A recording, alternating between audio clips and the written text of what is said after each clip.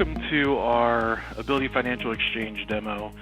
We are very excited to be releasing this product, and I'm hoping that you all will be also. We're going to pretty much fly through this fairly quickly. I'm going to focus in on the different features and aspects of the product, and then we'll field some questions at the end here. You can use the chat panel at the top, once again, for any questions that you might have. I'm Ed Frederick, I'm manager here, and I've also got Lisa. She's going to be facilitating some questions with me as well.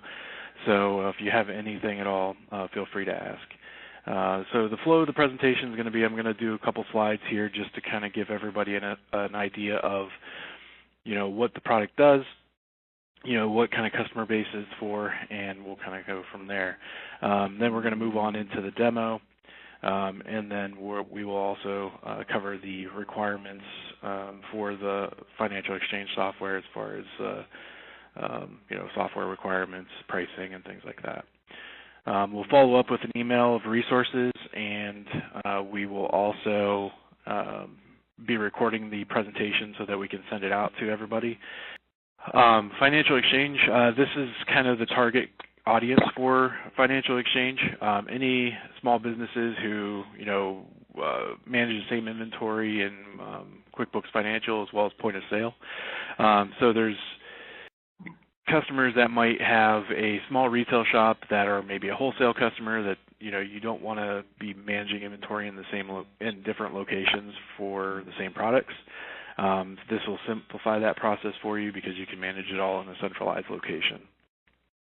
Small businesses that might have QuickBooks who just kind of want to add a little point of sale on the side, that's a great fit. Also a great fit is anybody that needs to exceed the 20-store point of sale limit. Our software has the capability of tracking basically as many stores as you want to track, and then we can limit what stores each store sees as far as their inventory levels as well. So that's a great feature for a multi-store environment. Not to mention you're getting real-time sync with multi-store versus if you don't. We also have better inventory management because obviously you're utilizing all the features and functions of QuickBooks. We recommend using QuickBooks Enterprise just because you get a lot more features, especially for using the advanced inventory function in QuickBooks Enterprise. So you'll have a lot more control doing lot tracking and things like that. And then there's just a couple additional, industries that we've kind of touched on briefly there, but, contractors, HVAC, plumbing, locksmiths. As a matter of fact, I have a customer that does meat. They package their own meat. They make their own cuts of meat, and then they have a very small retail environment where they only do maybe 15, 20 transactions a day. So it's a great system for them because currently they are managing inventory in 2 separate locations. So now we're able to move them to one centralized location, and then they're able to add the point of sale functionality at their store as well. So great fit for that customer. So, if you have any customers that kind of fall in that range, that would probably be ideal for them as well. So this is just some of the features. I'm not going to read through all these slides because we're going to go ahead and give these slides to you as well. But these are just some high-level features that we have implemented in the financial exchange software. So basically, the biggest one is automatic, syncing. So it's going to sync every minute. We can change it to those other intervals if you want to change those, but the typical customer is just going to go ahead and have it sync every minute. This is full transaction detail that comes through to QuickBooks Financial. So you do a sales receipt in QuickBooks Point of Sale, it's going to automatically sync over to a sales receipt in QuickBooks Financial. So it's one-to-one. So all that detail is coming through. That's one of the reasons why we recommend using Enterprise, because you are going to be having a lot of transactions coming through, so you don't want to run into any kind of list limitations or anything like that. We'll work with Premier as well, but once again, we just kind of recommend Enterprise just because it's a more robust software. And then obviously we talked about the inventory control as well. And then you also have the customer syncing, and kind of the one thing that I'm sure most people are excited about is the ability to sync sales orders across stores. So I'll be demonstrating that as well here in just a moment. Purchase orders can be done in either or QuickBooks or point of sale, but they don't sync currently. So we are working on a solution for that. If you do have a specific customer in mind that needs that, just let us know, and then we can let you know if there's additional cost involved with developing that. But for right now, you can create it in one or the other. You can receive in either or, and it is going to receive in just like it would normally. So there's no difference with that. And then those are just a couple of the additional features there. All right, so I'm just going to go ahead and move over to the demo here. So basically where I'm going to start is I'm not going to focus in a lot on too much of what I'm doing. I'm just going to kind of give you a real high-level overview of the software and what it's actually syncing over. Probably the most frequently asked questions that we get, and then we'll kind of move from there. So I'm going to go ahead and start in our item list that basically shows you a list of items, very basic. So I'm going to just go ahead and click into this apple here. And you can see here I've got advanced inventory turned on, so I've got my inventory site locations here. So I can go ahead and scroll through and see what I have at each of my stores. So I've got a couple different stores on my system here. So I've got a store 3 and a store 4. So here are my two inventory levels. So I can see here that store 3 has 9,995 of these apples in stock, and then this other store has 11,109. So if I flip on over to my store 4, I should have 11,109. So I'm going to go ahead and should just show you real quick here that that works as well. So 11,109 is what I have in stock. Once again, like I said before, you can see what is available at all of your store locations. This is limited to 20, so if for some reason you do exceed the 20 limit, we can pick the 20 that may be the closest to that store that you would want to see that inventory level for. But all the information will still sync to QuickBooks Enterprise, so you're still going to be able to see all of those stores at a snapshot just from your specific point-of-sale locations. You'll just be limited to the 20.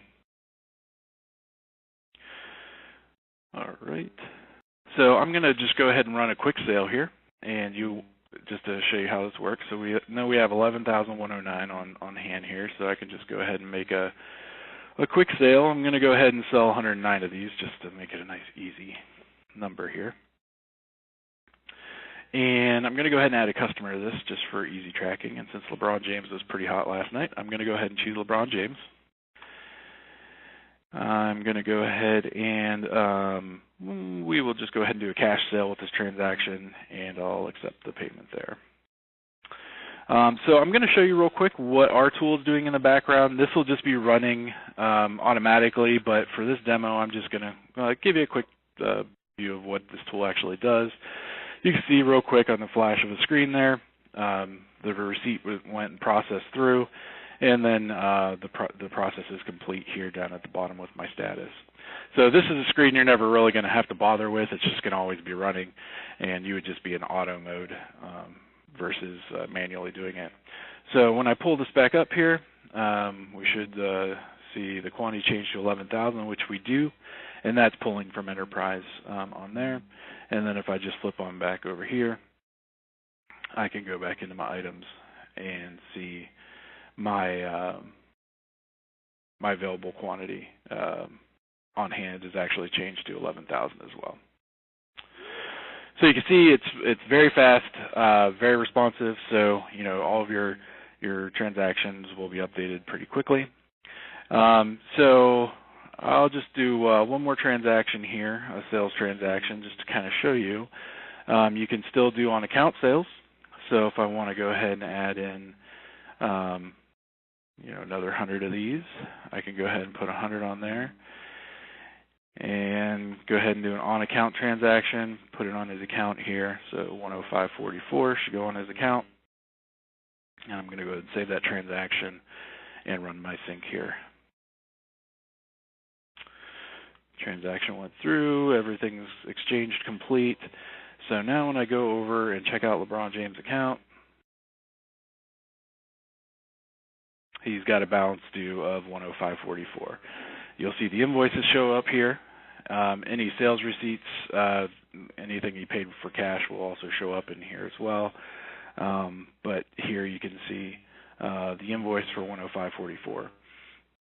And this is basically what comes through, which is literally everything. You get your sales tax information as well as the item and what your subtotal is and what your grand total ends up being. So just like typical, you can go ahead and take a payment here in Enterprise.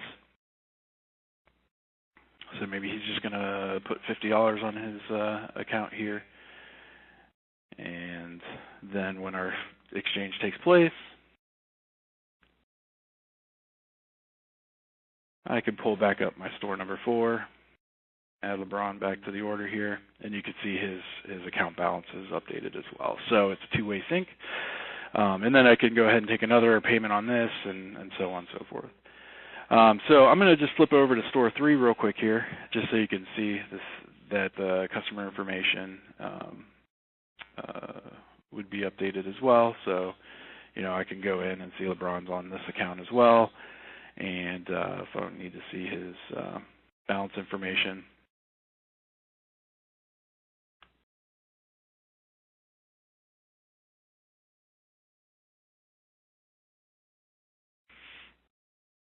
you can see it here. So it's all syncing back and forth. So one of the best, one of the popular requests we had was for sales order syncing across stores, because you might want to purchase something at one location and then pick it up at another, or they might walk in another store at another time and actually make another payment on it, or whatever the case is.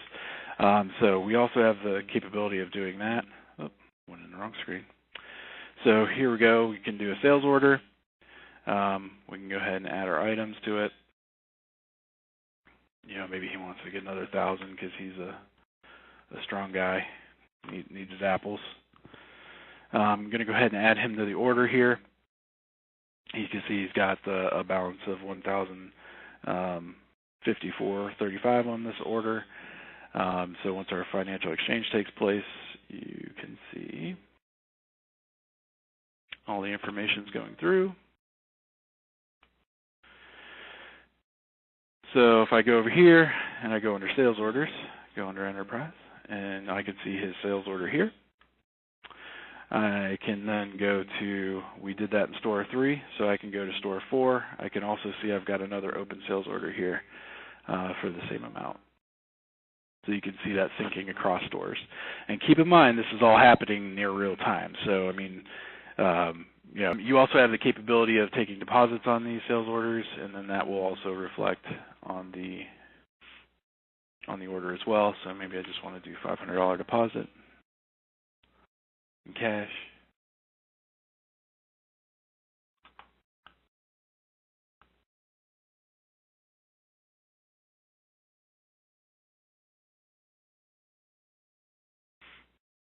So now I can go ahead and pull up his sales order again. And you can see he made a $500 payment. And if I go into store 3, which was the original store we had done the sales order in, you can see here he had a $500 deposit on that as well.